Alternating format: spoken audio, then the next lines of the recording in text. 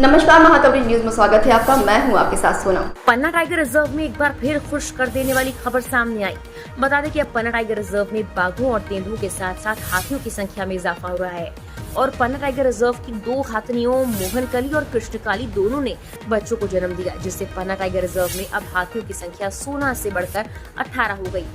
दोनों ही नन्हे हाथी पूरे तरीके से स्वस्थ हैं और डॉक्टर्स के द्वारा निरंतर उनकी जांच की जा रही है। फील्ड डायरेक्टर ने जानकारी देते हुए कहा कि पन्ना टाइगर रिजर्व में हाथियों का बड़ा महत्व रहता है और यहां बाघों को ट्रैंक्विलाइज करने और रेस्क्यू करने में इन हाथियों की सहायता ली जाती है।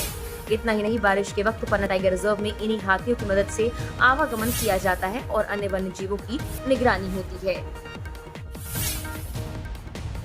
पन्ना टाइगर रिजर्व में वर्तमान में हमारे पास 18 हाथी है और कल कृष्णकली ने एक फीमेल हाथी को जन्म दिया था और आज मोहनकली ने एक मेल, मतलब उसका जो बच्चा है वो मेल है।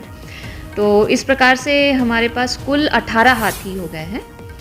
हाथियों का टाइगर रिजर्व के प्रबंधन में बहुत अहम रोल होता है, क्योंकि हाथी के बिना, जैसे कली का रेस्क्यू ऑपरेशन था, 6 हाथियों की आवश्यकता पड़ी हमें एक टाइगर को कंट्रोल करने में, नियंत्रण करने में और उसको रिहायशी क्षेत्र से वन क्षेत्र में छोड़ने के लिए। तो टाइगर के ट्रैकिंग के लिए यदि कोई टाइगर घायल हो जाता है तो ये हमें ट्रैकिंग करना पड़ता है, उसे ढूंढना पड़ता है कि कहाँ घायल है, उसको देखना पड़ता है, उसका इलाज करना पड़ता है। उसके लिए भी हाथियों की आवश्यकता पड़ती है।